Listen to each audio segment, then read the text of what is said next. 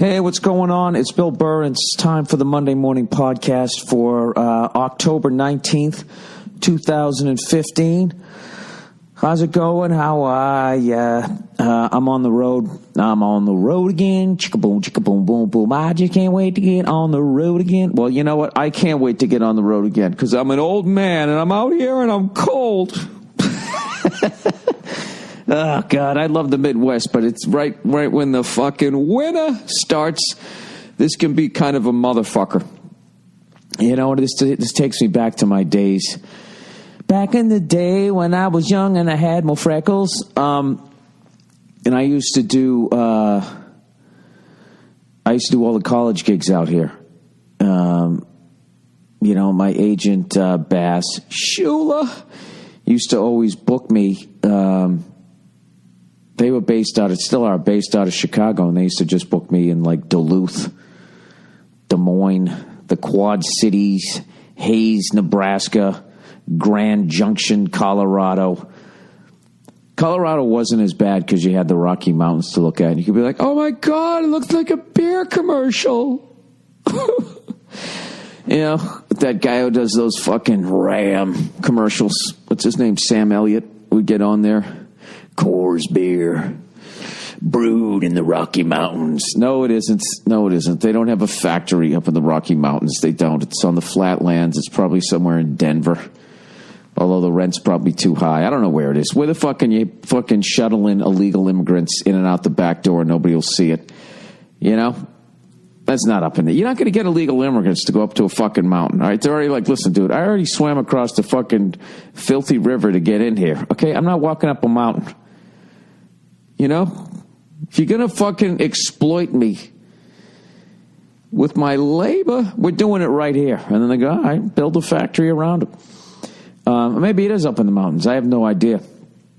I just remember at one point I was rafting. Not rafting. I was in like a little inner tube going down the river with a bunch of other fucking people. That was the same river. Oh, that's right. We went by the Coors factory. I'm like, this is the fucking factory? With all those, you know, those Denver hippies. They're a specific kind of hippie, the Denver hippie, you know, with their action sandals, you know, same sort of look at those hippie toes kind of thing, but they also have that look like, you know, they're going to go swing on a rope and jump into a fucking lake. Those Denver hippies, you know them. They're like fucking ski instructors for their whole lives, right? Like 50, you still got long hair. You know, fucking go out and buy one of those squirrel suits, one of those flying squirrel suits, like that type of shit, right? I think I went from hippies into, I don't know what those people are. Those people who jump off of buildings with their parachute wadded up in their hand like a bouquet at a wedding. You know, and then they just throw it, whee, except it saves their life. You know? I don't mind that those cunts do it. It just bugs me that they have to film it. You know what I mean? You know, if you're awesome, why can't you just be awesome and just go do it, you know? The fact that you got to film it, that really knocks it down for me. You never saw Superman with a little fucking GoPro on, did you? He just fucking went out and saved people, and then he goes home and puts his fucking Janine Garofalo glasses back on. He goes back, you know, to the fucking, the newspaper.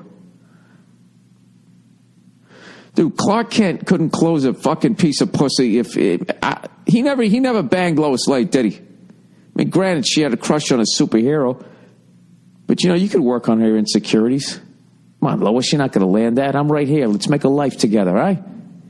Can you take off my navy blue trousers over here and do something? Give me a little help. Can you get the kryptonite out of my nuts there, Loie? Right?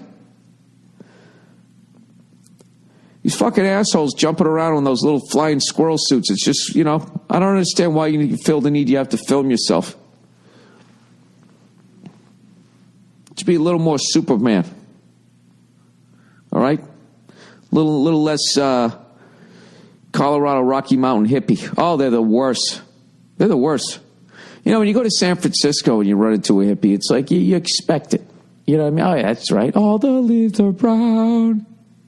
And the sky is gray, and the sky is gray. I have dirty feet. Sorry. Sorry. Excuse me. I usually kind of carry it to him. When you go to Rocky Mountains, what do you expect? Do you expect you're going to see that guy walking around with the Orange Crush barrel around him? Remember that guy? I think he died. The guy used to go to all the Broncos games. You know? Expect you're going to see that.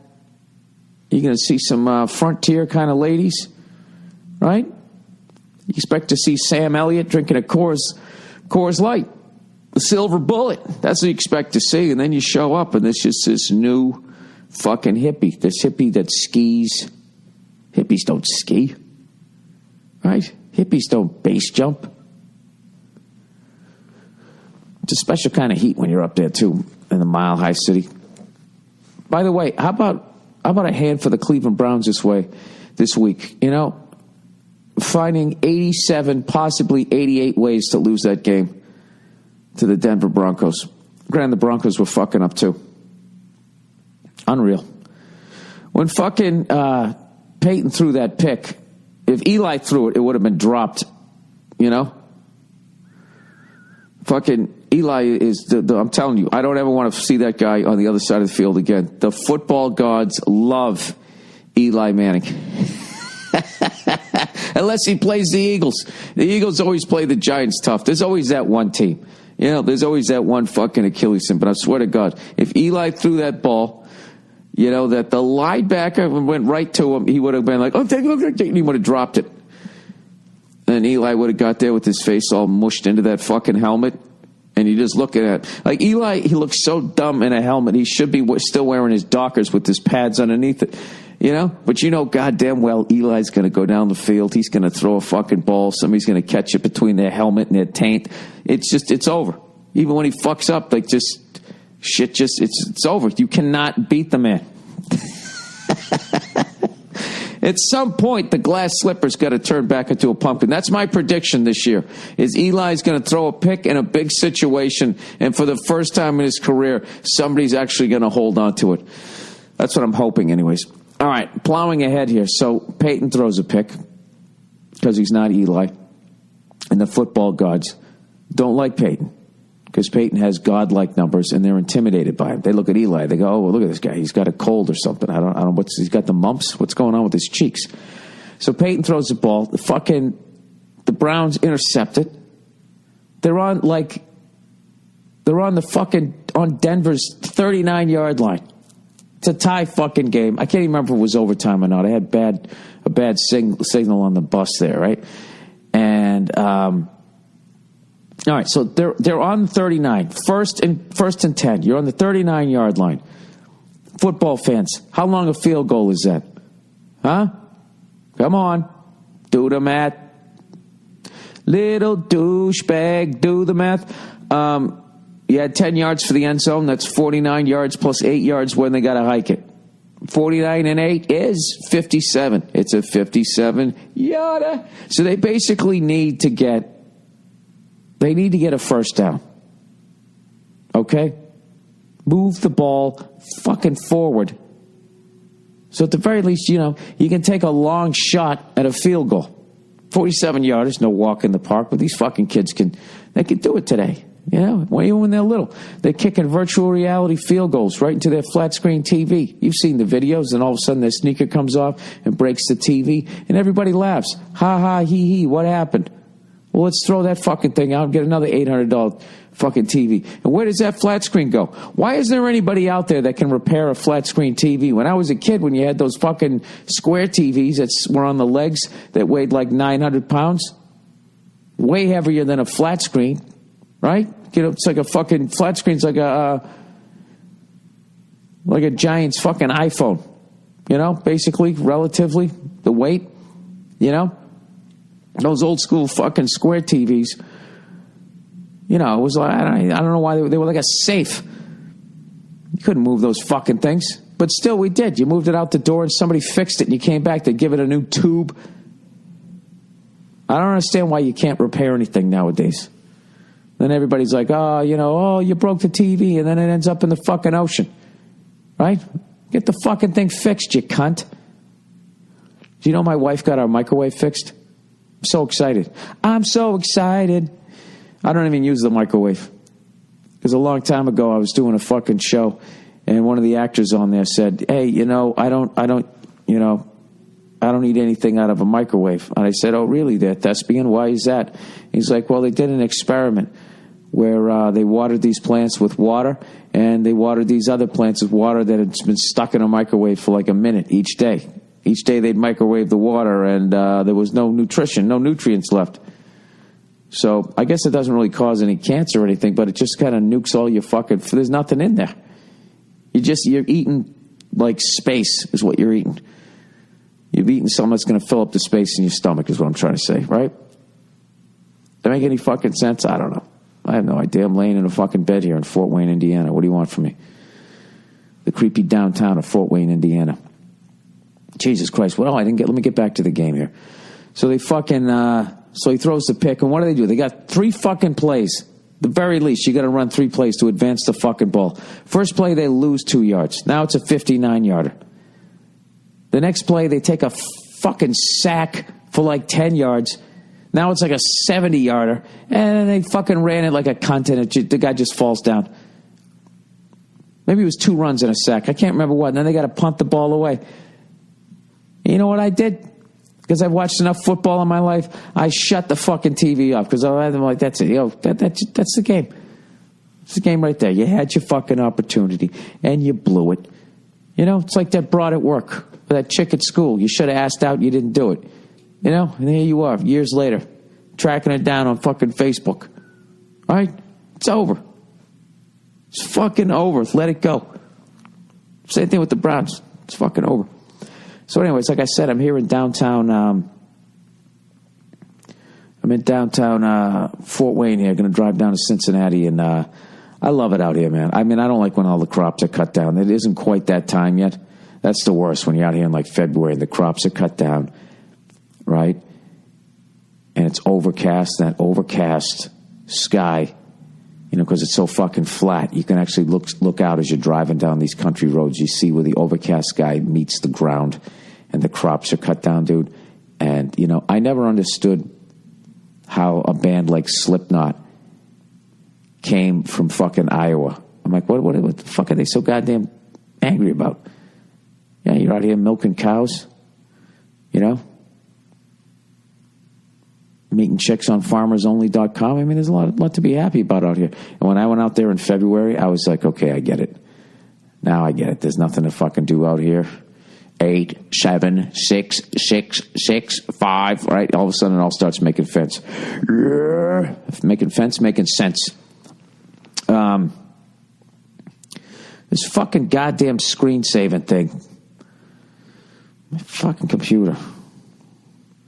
5 seconds, I got to put my password in. Why are they acting like I'm so fucking important?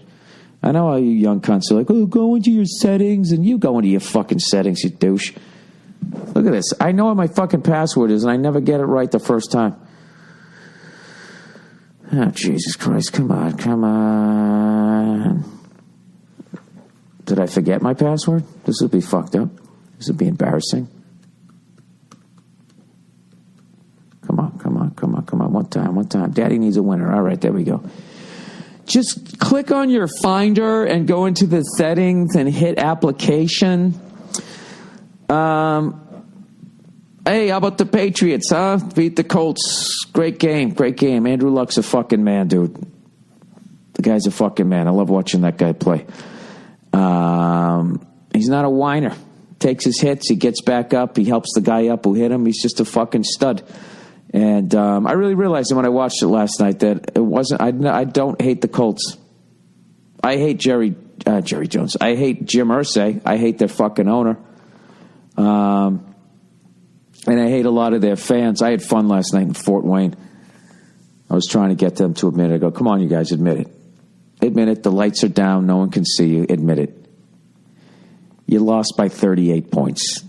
All right? It wasn't because of the air pressure. Come on. Be honest with yourselves. Somebody said Tom Brady was gay or he was a fag or something like that, And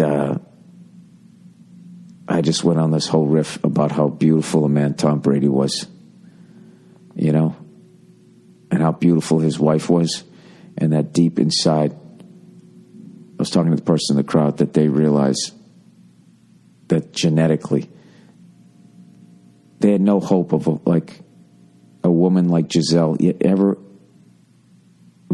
seeing them for who they are. Like, they could literally walk into the room with their head on fire and Giselle still wouldn't notice them. And as they watched Tom Brady march down the field towards yet another championship, somewhere in their brain, the truth of that is screaming at them. I went to a dark place. Whatever. I'm in the fucking Midwest. They're starting to cut the crops down.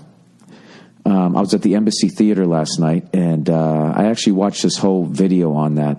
I love old theaters that were going to get fucking torn down and people saved them. That's actually one of my soft spots as far as something I could get behind. I actually did a gig in Fresno, and I talked to the guy, and he was like still trying to raise money to keep that thing going. And that reminded me of how I told him I was going to go up there and maybe do a show or something like that. I can't remember if it was in Fresno or if it was the one in Bakersfield. I don't remember, but they were both great theaters. And I watched this whole video on it. And like Bob Hope had his first MC gig here. Just the level. They always had the same history. These old theaters was always like, it was a vaudeville theater, you know, and then it became a movie theater. And then, it starts to go down. In like the late 50s and 60s, it becomes a porno house. And then in the 70s, they were going to tear it down. And then somebody came in and saved the fucking thing. And now it's awesome again. And the Embassy Theater basically had that same thing, minus the porno house. It was never a porno house, which makes sense here because they don't sell booze on Sundays. Like, all the liquor stores are closed. They don't even sell beer out here. But dude, they got a minor league basketball team out here. It's called the Mad Ants. How fucking hilarious. It's a fucking great name. The Fort Wayne Mad Ants. I'm a nerd for this shit. I love this stuff out here. I used to have family lived out here, way back, like 100 years ago. And they had a farm. I have this weird connection out here. Even though I didn't grow up out here, my bloodline is from out here. Indiana, Michigan, Ohio, all of that shit. So I have this weird connection when I come out here. I had family lived in Wisconsin, all these places that I'm going to. So like they're going to the city was Chicago. That was the big deal. And so anyways, and I was hoping when I was going to go to Chicago that the fucking Cubs were going to be in the World Series. How exciting would that be? How exciting would that be? And now look at it. Oh, by the way, can we go back a second? I don't understand people who thought that we were going to beat the Colts by 1,000 fucking points. The Colts made it to the AFC Championship game. I just don't fucking understand how people look at it. And ESPN hyped it up that way. And then during the game, they're going like, well, what's going on here? Everybody thought that they were going to fucking... It's like what? Because Tom Brady's dad says score fucking 60 points on him? All of a sudden, that's the line? That's like watching Toronto playing Kansas City. They hit one walk-off home run and flip their fucking mullets, And do you fucking actors run in musical theater? That attitude run? Where they start to run sideways looking at the crowd and then do like the head whip and then fucking run off stage with their arms dangling behind them. That's how Toronto ran the bases, and everybody's like, oh shit, here come the Blue Jays. Giving Kansas City no respect whatsoever. Kansas City went to the dance last year. They almost won the fucking World Series. And here comes Toronto, these dirty, filthy bird cunts come waltzing in like it's a foregone conclusion that they're going to the World Series. And now look at you. You got the old right there, Fred. You're down 0-2. All right? So why don't you quit flipping your fucking bats and get back to playing the goddamn game so a fan like me can enjoy a nice 7-game series? Now look at you, you dumb cunt. You got to win 4 out of 5. So anyways, I love Kansas City, man. I love the fucking Royals. Goes way back in the day when the Red Sox could never beat the fucking Yankees. And like 3 times in 4 years, Kansas City played played the Yankees for the pennant is how they used to say it. They're playing for the pennant. It wasn't the ALCS back then. It was just for the pennant, right? Look at me. And I used to sit on the corner selling newspapers for a nickel. Step right up, step right up. Extra, extra, read all about it. Dodge has a new car called the Opal. And that's the way it was, 1977. So they played him in 77 and 78 and lost, and then they played him in 81, or played him in 80 and won, and then lost to the Phillies in the World Series there. So anyways, yeah, I got this weird thing. I don't like the Toronto Blue Jays. I don't want them winning our World Series. I feel like our World Series trophy belongs here in America. It's one of the weird, like, patriotic things that I have. Like, if Toronto played the Yankees, I'd actually root for the Yankees, as much as it would kill me. But, you know, what the fuck do I care? They got 27 championships. Do I give a shit if they get 28? We're not catching them, right? It's a foregone conclusion. You know, they went on the run. Whoever goes on the run early on, you know, they have it forever. Fucking Montreal. When you're fucking winning them, like, before the Titanic sank, nobody's going to catch you. If you went on a run back then, you're not gonna. There was like 9 fucking teams, and you had to win like two playoff series. Dude, in baseball, do you know if you won the division, that was winning the pennant? There was no ALCS, no wild card, no nothing. You just immediately went to the World Series. So you had to win 1 playoff series. So I got to tell you, I got this weird thing with that. Like, you know, even like the Celtics, when we won 11 in a row, or 9 in a row, 11 in fucking, 13 years or something like that. I mean, come on. Come on. That's beer league shit. That's what's so amazing about the Lakers is we did that and the Lakers still came and caught us. I mean, that's why I think, they're the greatest fucking franchise in the modern era since 1970. And they've won more championships than anybody since then. And as much as it fucking kills me to say that, it's true. It's fucking true. They had that devastating combination of they knew how to pick talent, and then when it came into the free agency era, they knew how to play that game, and we didn't, and that hurt us. And also, Len Bias dying fucked us out of at least 1 to 3 championships, depending on who you talk to. Oh my God, we got Len Bias in 1986, our strongest fucking team, and then we're going to have Len Bias. Basically, Jordan Light was. I remember we were all so excited. Oh my God, we're finally going to have a Celtic that can dunk. You know, because all the Celtics fans, as much as they didn't want to admit it, watching the Showtime Lakers was so much fucking fun. If they weren't playing the Celtics, because, then you're rooting for the Celtics. But I used to watch them all the fun. They were on TV. I loved watching the Lakers. The fucking Showtime Lakers. But come on, man. I was actually talking last night when we were on the bus hanging out, and we were watching the end of the Patriots. It was so fucking great, man. We had the bus right behind the theater. And the theater hooked us up like a 9-pack of Miller Lights with the giant fucking opening, so you can pour it down your fucking bass mouth. And we were sitting in there. Verzi was finishing up a cigar outside, right? And we were talking about, Bartnick goes, all right, you're Mount Rushmore of football coaches. And he said Lombardi, Chuck Noll, Bill Walsh, Bill Belichick. And I said the exact same thing. I said, except not Chuck Noll. And I picked, what's his face? I just spaced on his fucking name. Don Coryell. Air Coryell. I just thought he was ahead of his fucking time. And it really informed, I think, Bill Walsh coming up with the fucking West Coast offense. There was nothing more exciting than in the late 70s, early 80s, the San Diego Chargers on Monday Night Football, knowing that they were going to throw the ball on first down. You don't understand what a game changer that was. We were 10 years away from 3 yards in a cloud of dust where you just fucking ran it, and then you just threw it if you had to, which is why Johnny Unitas' fucking numbers are insane. The fact that he threw for 41,000 yards during the 50s and 60s is fucking insane, and which is why he's always in my top 3-4 quarterbacks of all time. But anyways, to watch, I don't know, I absolutely love those guys. I don't know how the fuck I got onto that thing. Let me read some advertising here before I completely space out here. We got a couple of new people here. We always got new people. It's a revolving door here in this fucking podcast with the advertising. All right, nuts.com, everybody. They're talking about your balls. Important message for all the nut munchers in my audience. Oh, Jesus, here we go. You're going to fucking... I would have done all this. You're going to do it for me? Why buy small nuts at the grocery store when you can get big, beautiful nuts from nuts.com? Start with the nut joke. Oh, this is for me. What do you have when you have nuts on your chest? Chestnuts. Sorry, I just had to take a long pause there.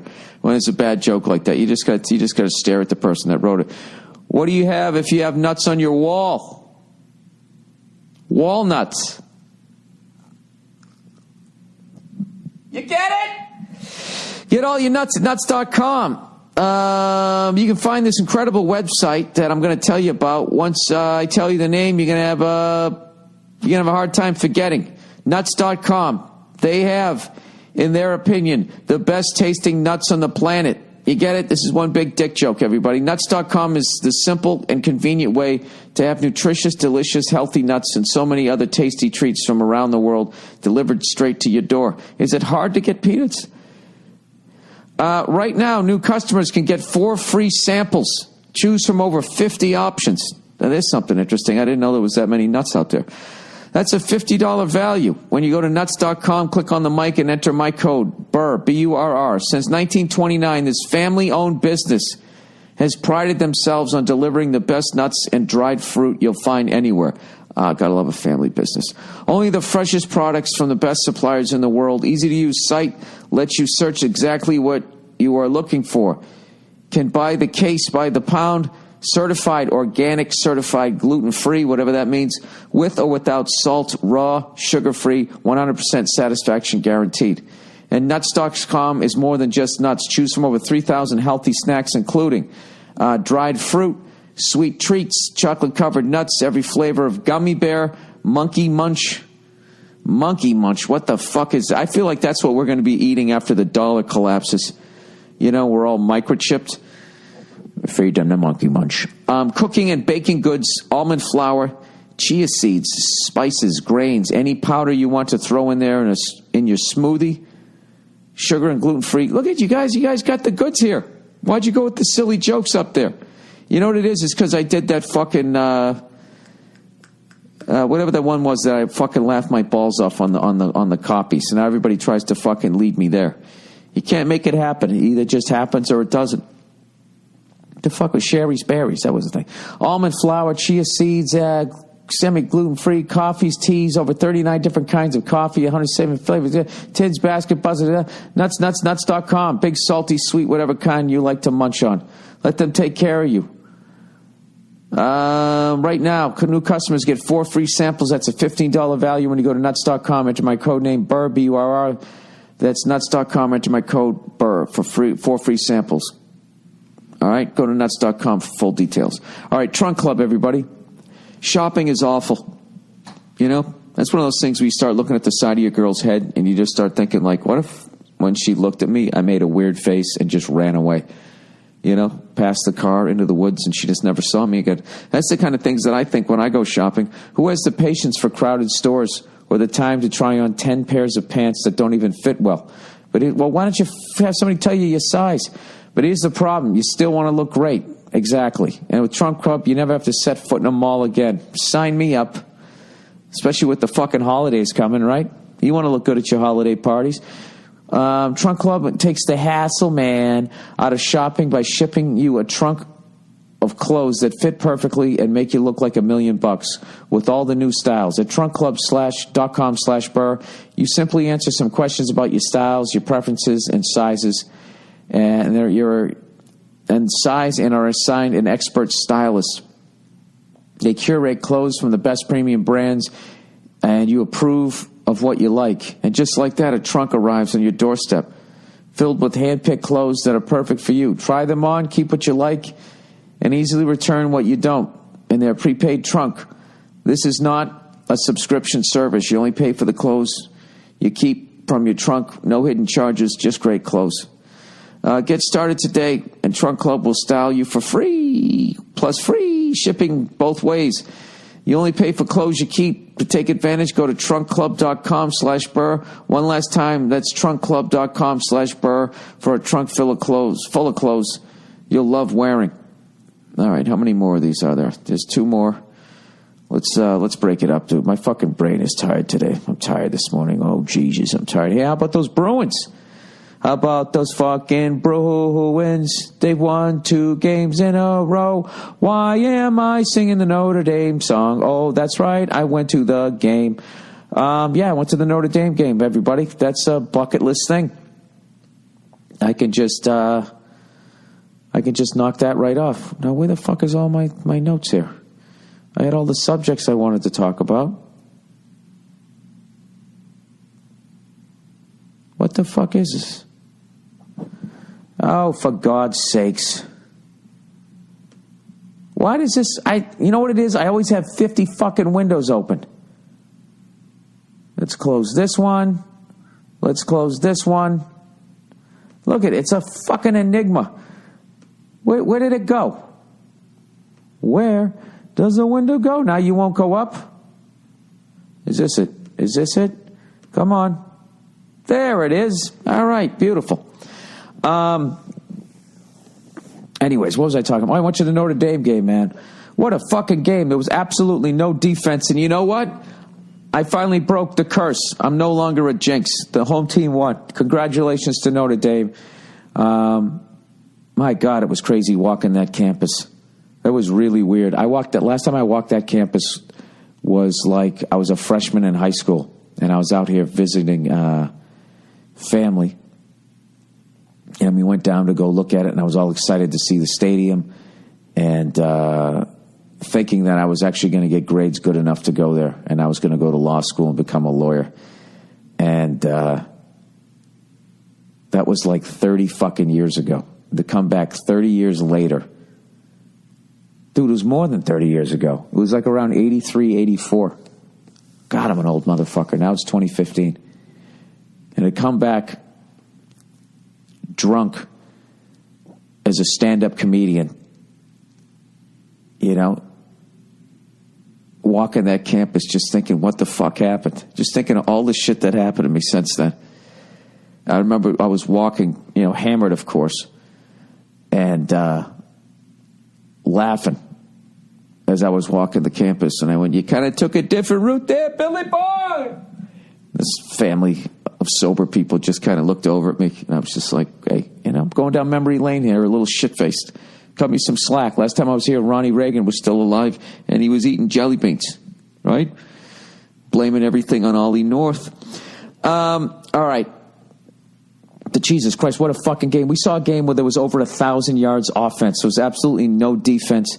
And I got to tell you something. I get so fucking livid at fans from the other team at home games of teams that I don't have a dog in the fight. I don't give a shit. There was 2 USC fans that were driving me nuts. There was one Samoan-looking dude. I was calling him Mosi Tatupu. Any Patriot fans, you remember that? He probably wasn't even Samoan. Remember Mosi's Mooses? And you'd be in the fucking end zone. M-O-S-I, Mosi. He's a fucking incredible player for the Patriots. Like all Samoans are. USC, for some reason, they had the lock on Samoan players, and they realized that these guys are they're not even good players. They're like Hall of Fame players. For some reason, they were the only ones that were drafting them. They're going out there and flying out and talking to their mothers, lying to them, saying your kid's going to make the fucking NFL, and we're going to fucking fix up your fucking house out here, whatever the fuck they tell these goddamn kids. So he was doing that shit, and every time, Notre Dame, first play, throws a fucking 70-yard bomb for a touchdown. And he does that stupid thing, where your team just got scored on, and then you sit there nodding okay. We can handle this. And you want to be like, excuse me, sir, you're not on the team. What are you nodding for? And then there was this fucking old white guy with the most faded fucking USC jacket and hat, so you could tell he was a fucking real fan who sat out there in the LA Coliseum. I mean, it was like sun-damaged clothes that he was wearing. It was just like his skin. White people will wear shit till it's falling off our fucking bodies. You know what I mean? I'm telling you. We're fucking, I don't know what we are. We're sentimental and cheap. We don't fucking put lotion on our faces. Our faces are all fucking sun damaged. This guy was a mess, man. This guy looked like a fucking Dust Bowl farmer. And you know he was from L.A., right? One of those douchebags. And they both bonded, and they kept high-fiving each other, and they were fucking annoying me. And I was sitting there going, why am I so mad that these USC fans are USC fans? I just hate it when the other team's fans come in and they take over the fucking stadium. But what I was psyched about was we were sitting around all Notre Dame fans, except for this one USC douche who showed up in the third quarter with his girlfriend, wearing this like camel hair coat, it almost seemed, with a scarf draped over it. And it was just such a fucking, he was such a douche. He was such a douche, you had to like respect it. He just looked like that guy you were going to see on American Greed when he was in his 50s. Just a complete sociopath, completely entitled, the whole fucking thing. Like, you know, they have that expression, he's a comic's comic, you know, a musician's musician. This kid, we were joking, he was like the douche's douche. Like, douchebags would have looked at him like, oh, look, he's fucking crushing it. At one point, my favorite part of the game, because, you know, he was a USC fan. I heard him talking all douchey and loudly. And Notre Dame was down on the goal line. They stacked like 3 receivers on one side. And he's just like, look at that formation. Why would they stick all those guys there? Then, of course, Notre Dame runs it up the middle for a touchdown. And I just turn around and look at him. I said, oh, it's because it clears out the middle. And then he's like, oh, we're not even good this year. That's what he said. Oh, he just wanted to fucking choke him, right? This goddamn scarf. And listening to him losing faith. Like, I just want to, like, the old me when it actually got into it with them. Being like, dude, why are you cheering this? You showed up in the fucking third quarter. But, you know, he'd probably been like, oh, that's because I spent the first 2 quarters in the press box.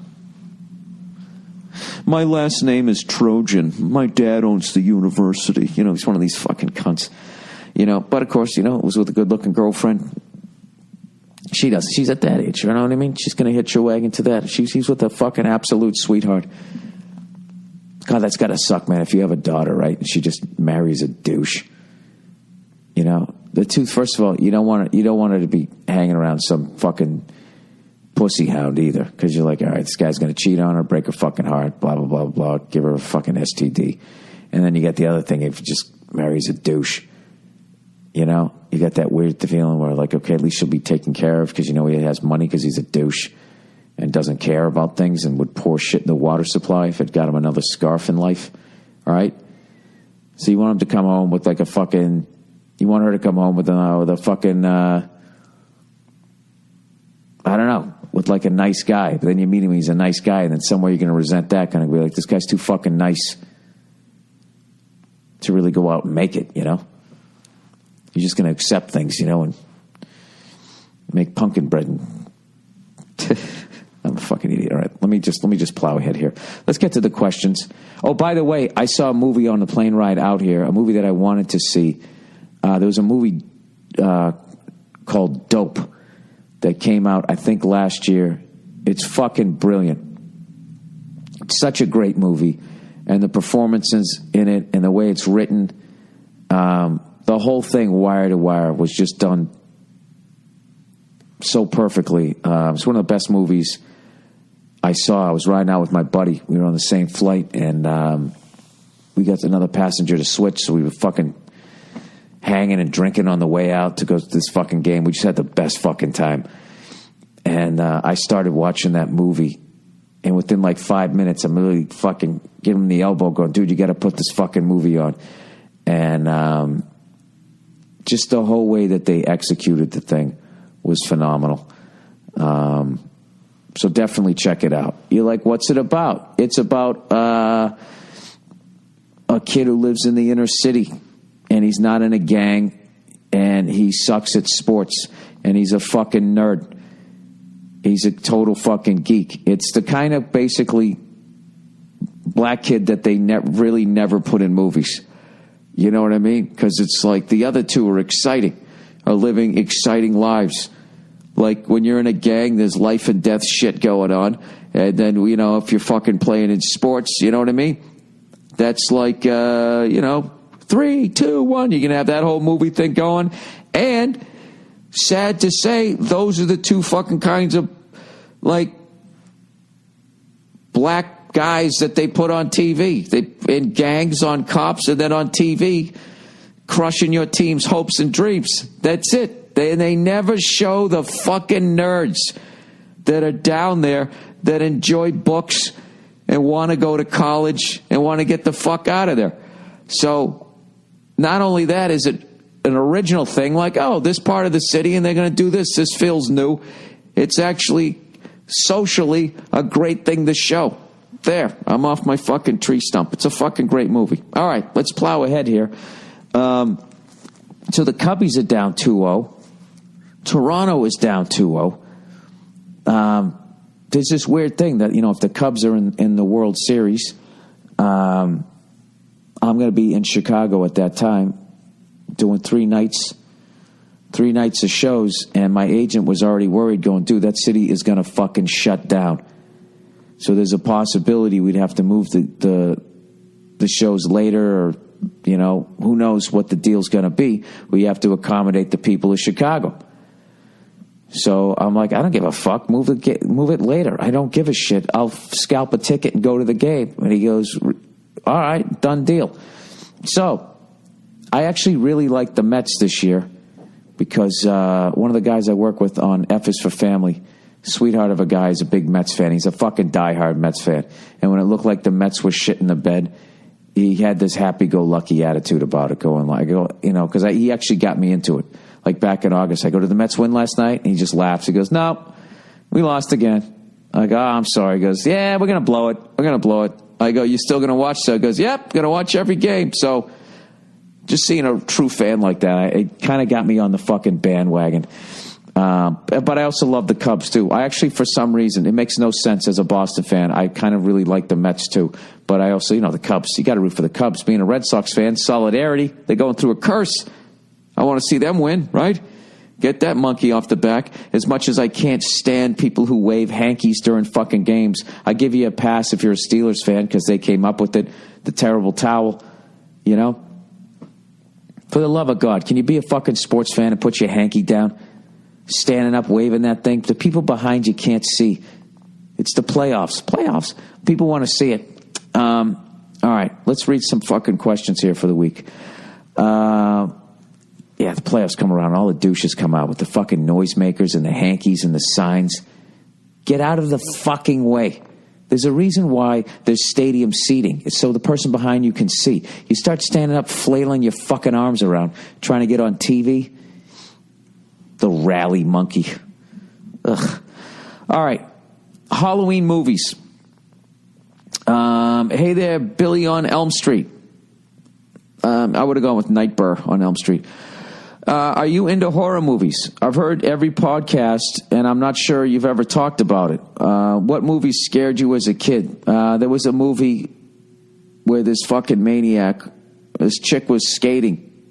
I've talked about this before. She was figure skating, and then all of a sudden, this fucking hockey-playing Jason, they just show him skating in slow motion with his big Muppet shoes. Right? That was the funny thing. They couldn't give him, I don't think they gave him real skates because it would have seemed too fucking normal. He still had on his Frankenstein shoes with blades underneath it. Starts fucking skating. Look like the Muppets on ice, but then you see he has a sickle. Starts skating towards this fucking lady, and he pulls out this sickle. And she's got this stupid chick figure skates, right? Where you can only do that fucking scissor run. You know what I mean? You can't do the fucking hockey thing. It's so fucking hilarious to me that they gave chicks that. You'd figure that fact that, especially back in the day, you know what I mean? Where so many sexual assaults were like, well, what were you wearing? You were asking for it. You'd figure that they'd give the women the better skates. So then the fucking rapist guys would have to do that fucking figure skating scissor thing to try to catch them as they fucking would fly up the ice and they'd get away. It's a travesty. That one scared me on the first night, Friday the 13th. Friday the 13th, part 1 and 2 were scary. And then once it went into 3D, kind of went off the rails. Dark Night of the Scarecrow scared the fuck out of me.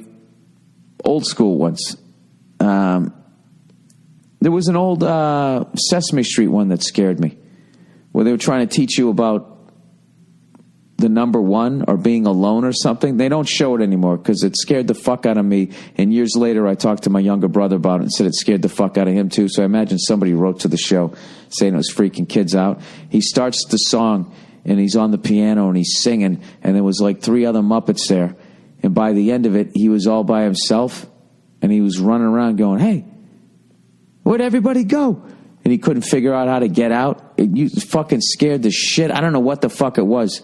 The age I was at, it was that whole thought of being alone and not near your parents. I was just old enough to understand that I didn't know what the fuck I was doing. I couldn't drive a car, and that I'd never see anybody that I knew anymore. And what the it was like one of the most terrifying things. All right? So I went to Sesame Street there. Anyways, he said, "What movie scared you as an adult? Anything you can tolerate as an adult?" My personal favorite was The Omen. What was the one where the guy fell under the ice and they were digging at the ice as he fucking went by? That one scared me. Dude, the Blair Witch scared the shit out of me. I saw that by myself, the midnight showing. I totally buy in when I go to scary movies. The Ring scared the fuck out of me. I found the American one more scarier than the Japanese one.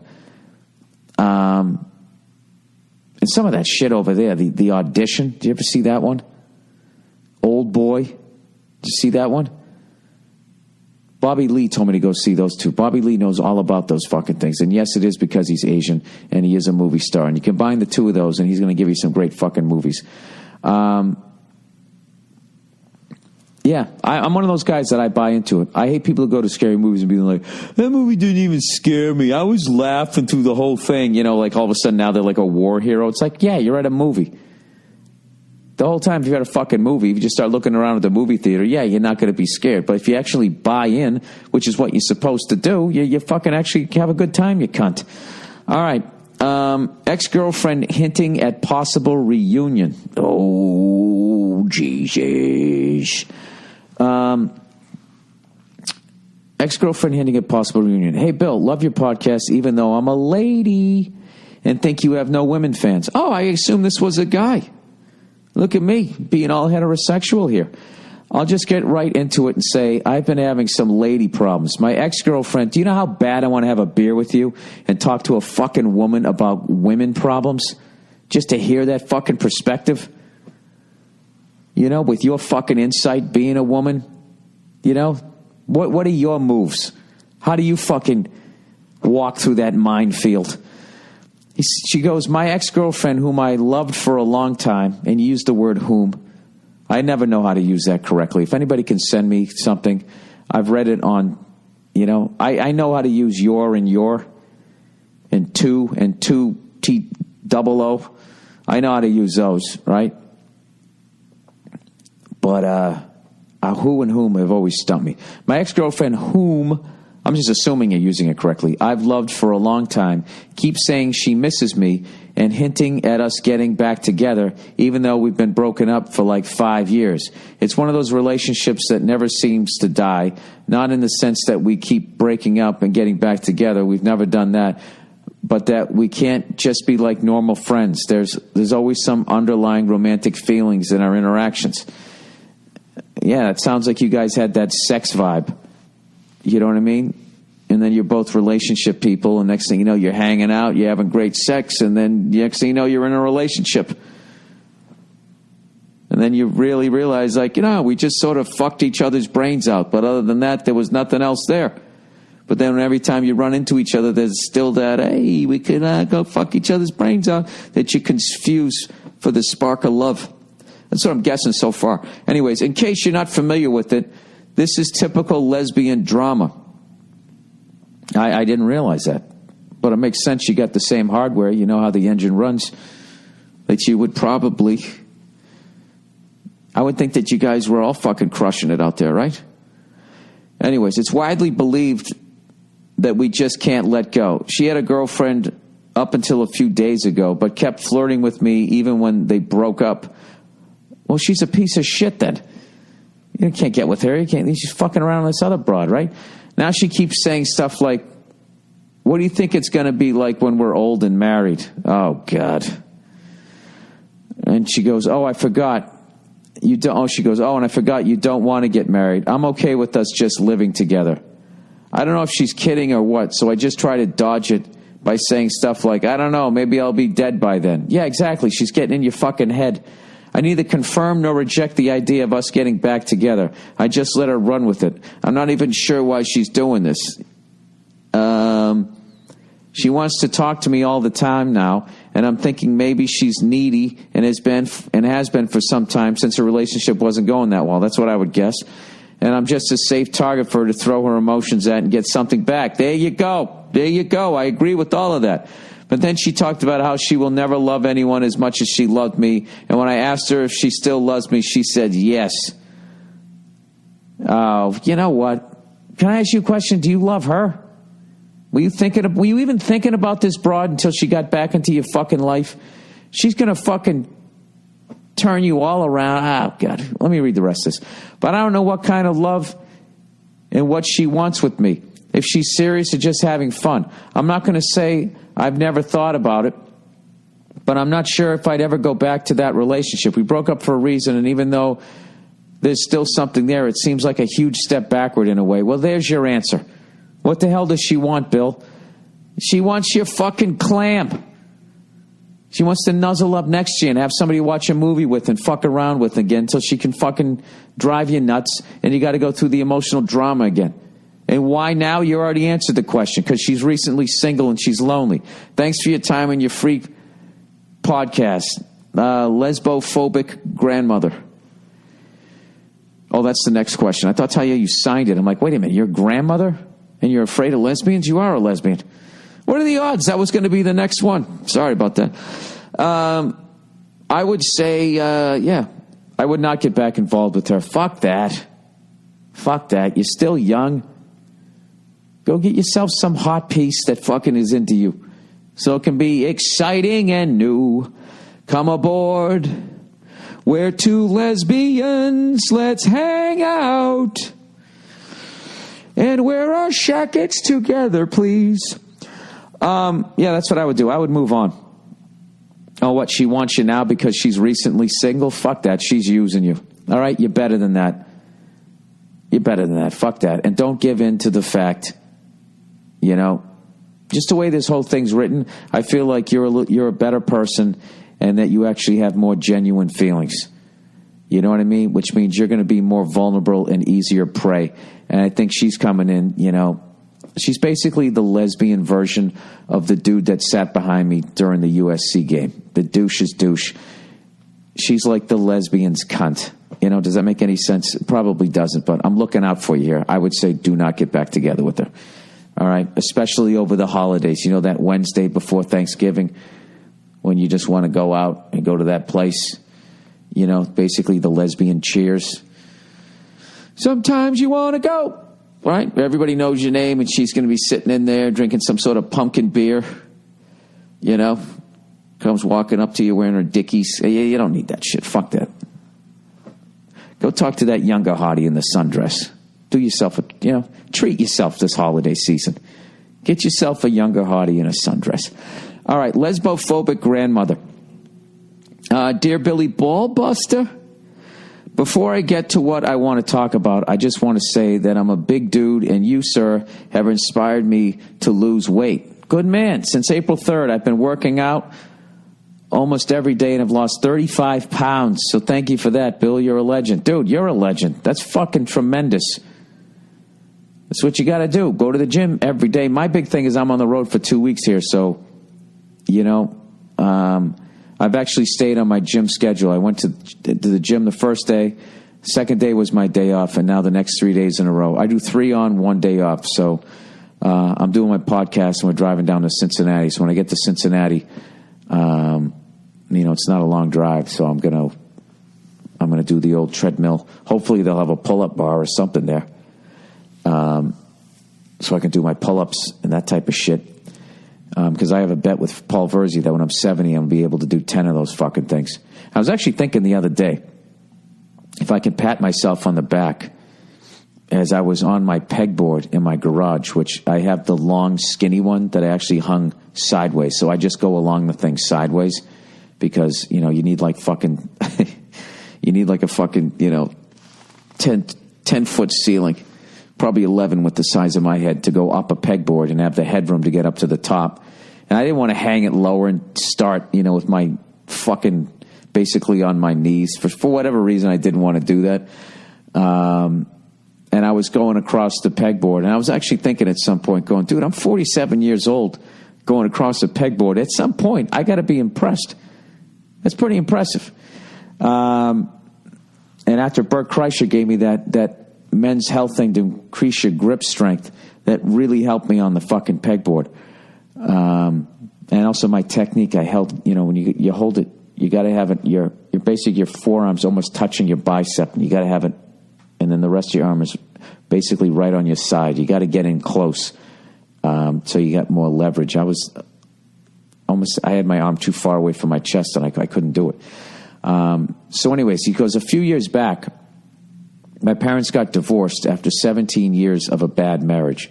What put the final nail in the coffin was my mother's secret relationship with another lady who is now her girlfriend, who I'll call Kate for the sake of this email. Kate with a K, not with a C, like old Bruce there.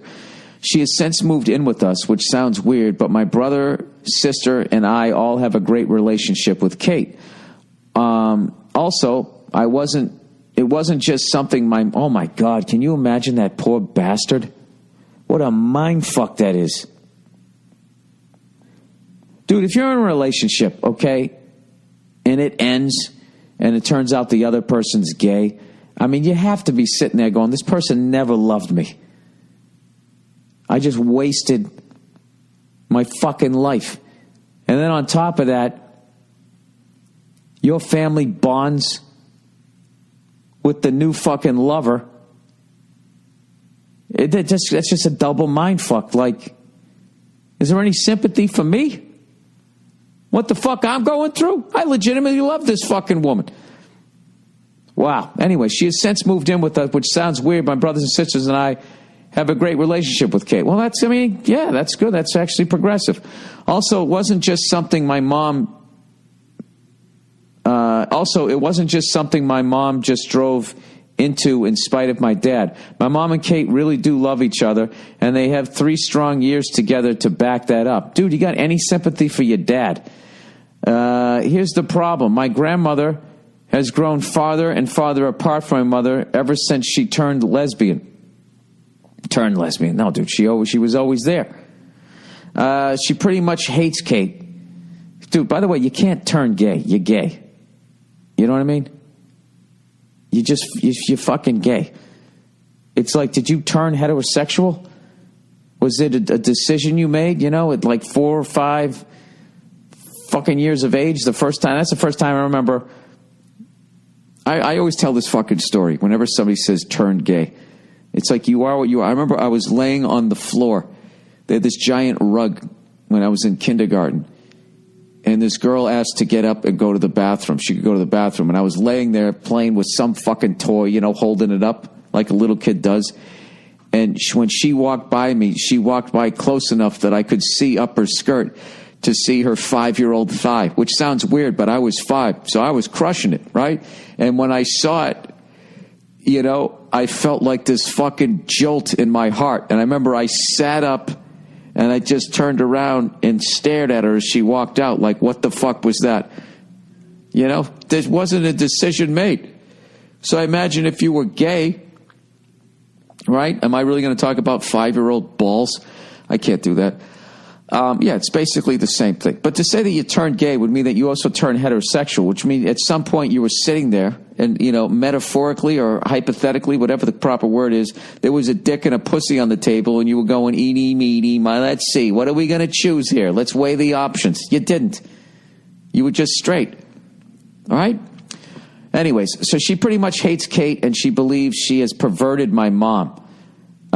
She won't even so much as come over for a meal, and I can barely mention Kate around her. Mind you, my grandmother lives only 9 houses down from us. Here's my question. Is there any way to make my grandmother more accepting of my mother and Kate? Her option hasn't budged in 3 years, and I'd love for her to at least be cordial. Your infinite and hilarious wisdom will be greatly appreciated. Thanks, and go fuck yourself. No. I'm sorry. I usually offer a ray of light. There isn't. This is going to be one of these deathbed things that she's going to have to fucking do. There isn't. When somebody feels that way, feels that strongly, all I can say is just keep inviting her to stuff. Maybe eventually she'll come around. I was surprised that in all of this, she didn't have nothing about your dad and the shit that he had to go through. I mean, that's fucking unbelievable.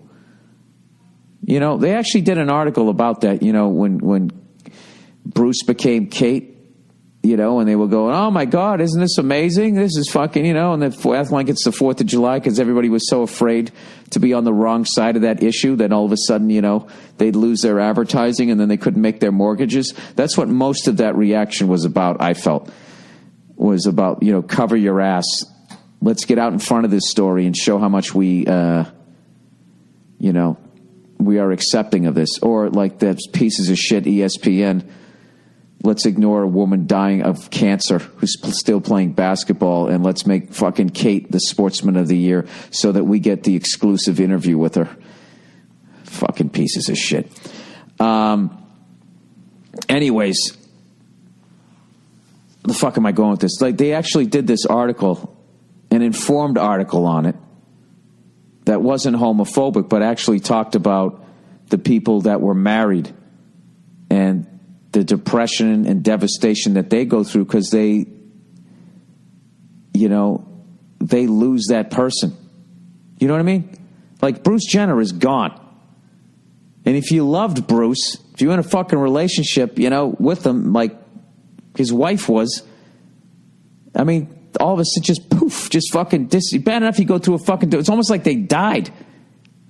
So, I mean, there is like a crazy thing there. Or if you have a relationship where all of a sudden, there's nothing more definitive, I think, that if your partner never fucking loved you the way you loved them, if not only do you go through a divorce, that they then, you find out that the whole time that they were gay. So it's just like, I would be going like, oh my God. So was I like grossing you out every time we had sex? I would be fucking devastated.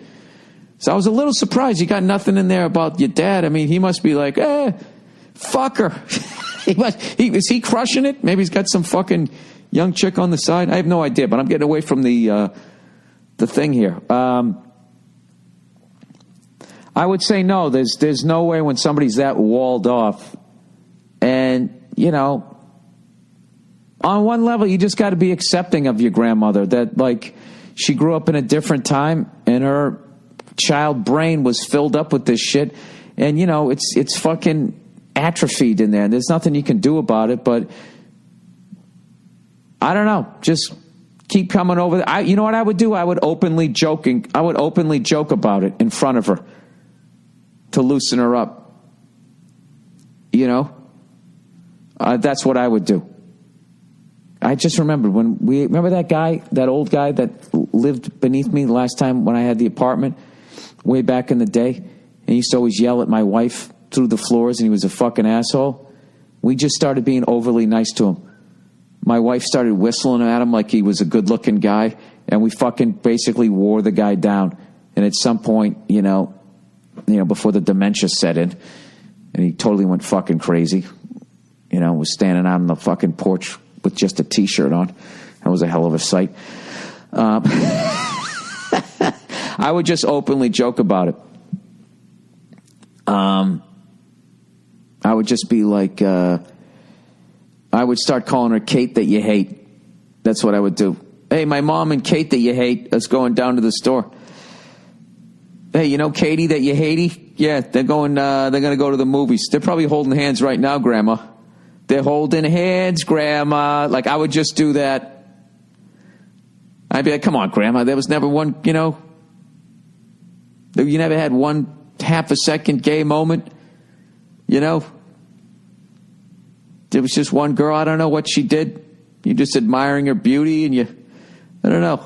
Maybe you just wanted to kiss her on her shoulder and just try to gross her out. And just, I'm just kidding. I would, you know what? I would break her balls about it. Every time I saw her, I would do that in the beginning, and then I would talk to her about whatever I wanted to talk about. That's what I would do, and see if you could. And then I would tell Kate that that's what I'm doing. And then when Kate was there, I'd be like, "Hey, Grandma, there's Kate that you hate. Oh, Haiti Katie, there she is. Look at her. You know, as much as you hate her, you got to admit this is a hell of a meatloaf sandwich. Granted, you don't want to know where those fingers were when she was making it." Don't take it that far. Sorry, had to get out of it with a joke. All right.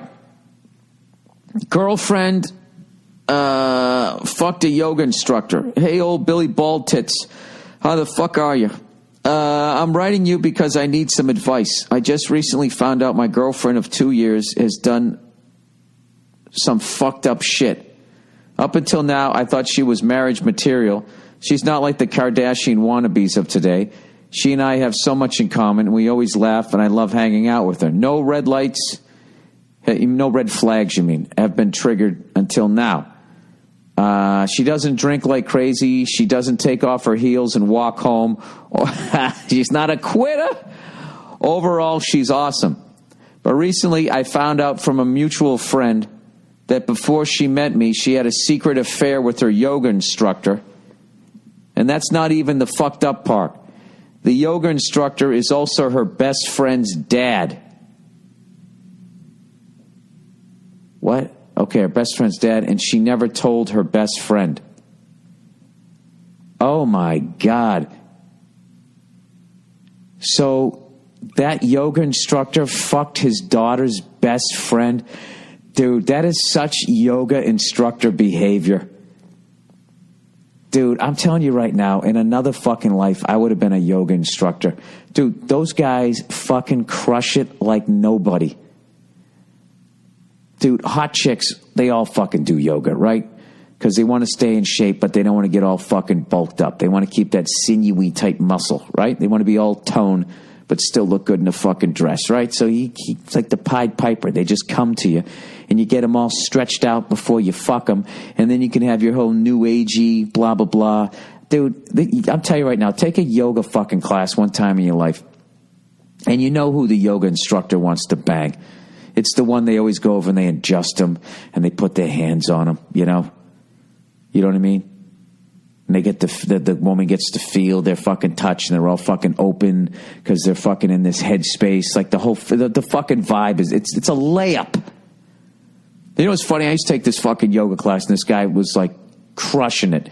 And for some reason, I was always doing the positions correctly. He never had to adjust me. But the fucking chick next to me, who was already totally stretchy and could put her foot up her own goddamn clam, for some reason, he always had to fucking adjust her with their spaghetti straps. Huh? Fucking hilarious. You gotta love a piece of shit yoga instructor. I fucking, they're such dirtbags. And the whole time, they're talking about all this new agey stuff, you know? Just be, man. You can't fight it, you know? Just fucking give in to my dick. Anyways, he said they fucked for a few months before she met me and came clean to telling me that it was true, but she regrets it. What the fuck do I do? I'm young. I'm only 22, but I feel like I have really found someone in her. But I feel like I can't trust someone who would be that deceitful. Should I move on or assume something like this won't happen in the future? Thanks a million, and as always, go fuck yourself. Well, those are two really great questions. You know, in defense of her, she's really young, and I'm assuming that fucking guy is at least in his 40s, and what he did was barely legal. You know? Dude, that guy fucking spit 20 years of game at her in a yoga class. I mean, it's a fucking layup. But also, she did fuck a guy. She did fuck her friend's dad. So, if she's the way that you say, where she's this really wholesome, innocent type person, those people are also, the kinds of people that end up in the trunk of serial killers' cars. I hate to say it, because they are so fucking innocent and that type of shit. So, this guy's basically Jason, except instead of an axe, he's using his dick. I mean, that's just that's fucking, oh my God. I can't imagine doing that. I can't fucking, can you imagine? Right after you bust a nut and you're thinking clearly again what the fuck you just did. And women are so fucking emotional, right? Jesus Christ, and they just have to talk. You never rob a bank with a woman. I mean, you're caught before it's even started. And then you do something like that, and then, oh my God, I feel so bad. I feel bad. And she goes out and has a couple of fucking lady drinks, and the whole fucking town knows. Oh, my God. Then your daughter is going to hate you for life. Your marriage is fucking over. I mean, Jesus fucking Christ. Jeez, that guy, he might as well stuck his dick in a beehive. Son of a bitch got away with it because he's a fucking yoga instructor, man. Yeah, I don't know. I would just really come clean to her, and I would just sit down and say, listen, just tell her all these great things that you feel about her. But the fact that she did that, you just need to talk about it more. Just ask her, walk her way through it. Why do you think you did that? Just don't accuse her. Don't be having an accusatory tone. Don't be judging her, even though you are. I think the jury's still out on that because she's so fucking young and that piece of shit is so fucking old. He really took advantage of her. I know it's fucking legal, but to me, in my head, you're a fucking pervert if you do something like that. I'm judging the guy. I mean, she was 21, 22 when he did it, but that's not fucking right. That's not fucking right, Jesus fucking Christ. I've seen pornos with a more wholesome storyline than that, No, I would just ask her about it. And just, why do you do that? Why did you do that? Why do you think that you did it? I would help her get through it in a therapy way and just by her answers. If that's what she's into, then I would have some concerns that she would act out again. I don't know. But if you love her, you really got to sit down in a non-judgmental way. And by the way, dude, you're telling me you haven't stuck your dick in some place that would give her some fucking red flags? You never did anything filthy? I mean, I'm assuming you did. Why don't you be fair and kind of... It's this weird thing where, you should be, before you marry somebody, you have to... You got to judge them. You don't just walk into it blindly. You're agreeing to spend your life with somebody. You got to judge them harshly. But if she already feels bad about it, you don't want to hurt her. But there's a way more of a therapy kind of way. You could just ask her, why do you think that you did that? And if she goes, well, why are you still asking me about it? Which she might get defensive. I would just say,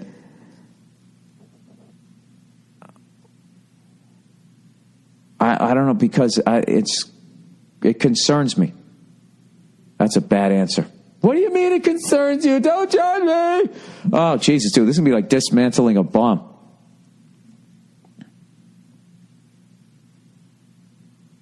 It's a hell of a story. How did you keep that a secret?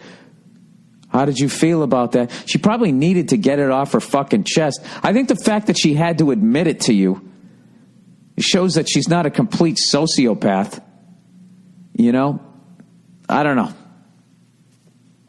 Let me know how that one goes. I gave you the best advice I could. All right, Bicurious Girlfriend. Jesus, this is like the Red Shoe Diaries this fucking week, huh?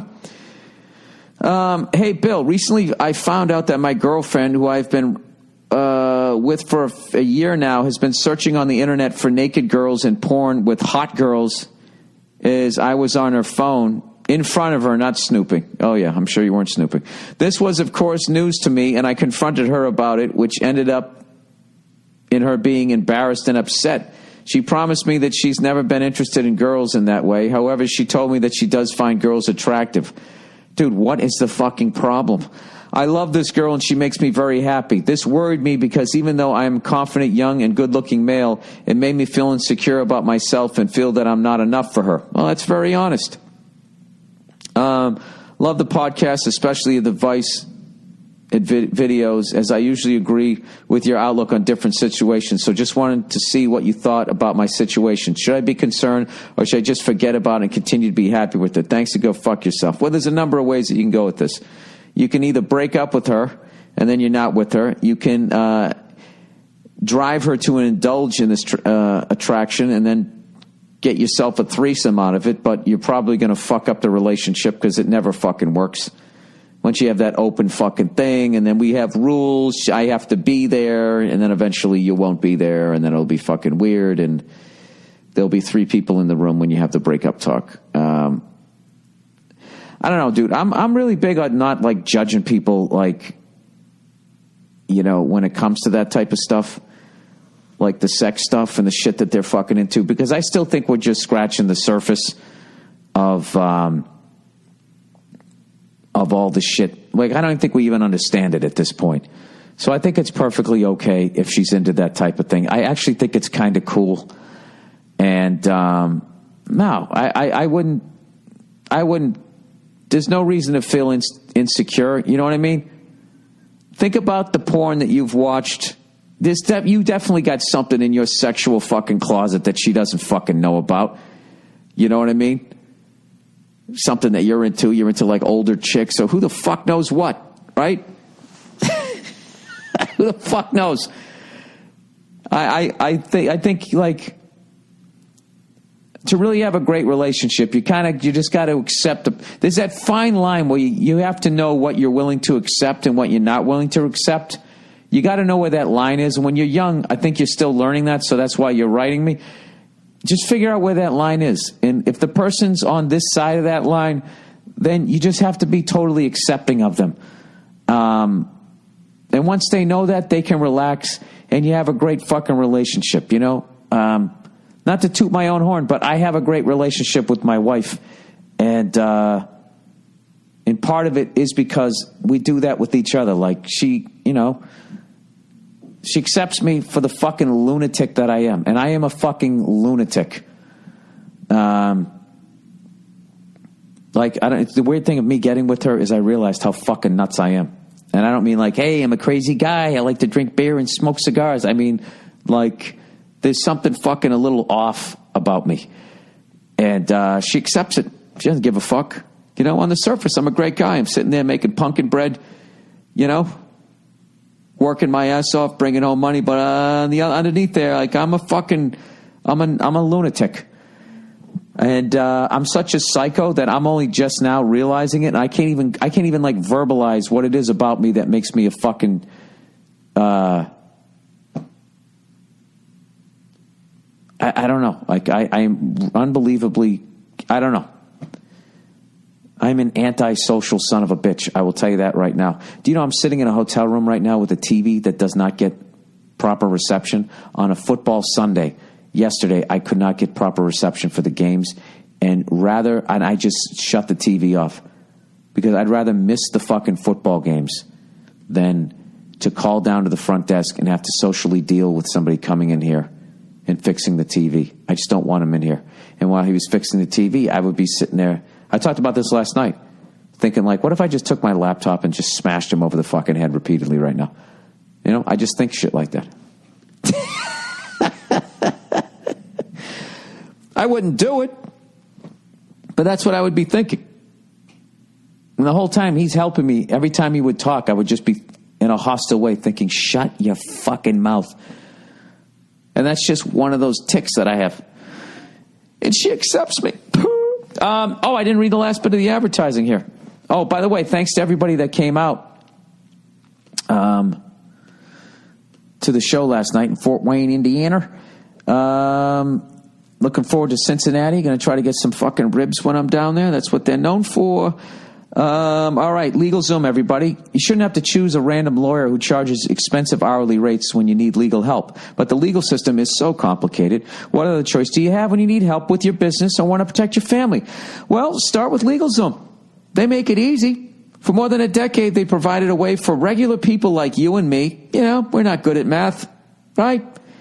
We don't have a trust fund. We're just regular folk walking down the street eating a corn dog to confidently navigate the legal system. LegalZoom's not a law firm. That's how they provide such great value. They don't rely on charging you by the hour, man. Instead, you'll get transparent pricing and customer reviews so you know exactly what you're getting up front. If you need help with the incorporation, LLCs, trademarks, last wills, living trusts, and more, LegalZoom is the smart choice. They've got the right people on hand to answer your questions. And if you need legal advice, their network of independent attorneys can provide the straightforward guidance you need in most states. Don't let legal hurdles become an excuse. Go to LegalZoom.com today to start building your own future the right way. To save even more, enter Burr in the referral box at checkout. That's LegalZoom.com, promo code Burr. And lastly, but not leastly, Stamps.com, everyone. Mailing and shipping are a routine part of running your business. Important keeps your operation... Important? What? Keeps your operation going. Is that a fucking sentence? But if you're making constant trips to the post office, that's a routine you need to change. There's a much more convenient way, and that's Stamps.com. Stamps.com brings all the services of the post office right to your desk. Buy and print official U.S. postage using your own computer and printer. Print postage for any letter, any package, any class of mail. Then just hand it to your mail lady or mailman. You'll never waste valuable time going to the post office again, so you can focus on what really matters, growing your business. I use Stamps.com to send out all my posters, right? Anytime I'm pouring myself out, I'll do that in Madison Square Garden. I got a poster for that one. I'll be sending it out. And if I can figure out how to use their scale and all that shit, so can you. Right now, sign up for Stamps.com and use my last name, Burr, for this special offer. 4-week trial plus a $110 bonus offer that includes postage and a digital scale. Don't wait. Go to Stamps.com before you do anything else. Click on the microphone at the top of the homepage and type in Burr, B-U-R-R. That's Stamps.com. Enter Burr. All righty. That's the podcast for this week. And, dude, how good do the fucking Canadians look? They're looking to go 6-0, those fucking red, white, and blue cunts. And San Jose actually has the nerve to be undefeated. Can you believe that?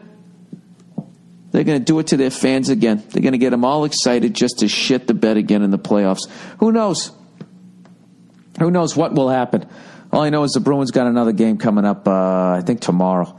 I'm going to try to watch it when I'm on the bus. As always, thank you to everybody who's been listening to the podcast, everybody who came out last night. I'm selling the last of my DVDs on the road here. They're all autographed, and when they're gone, just like Cadbury eggs.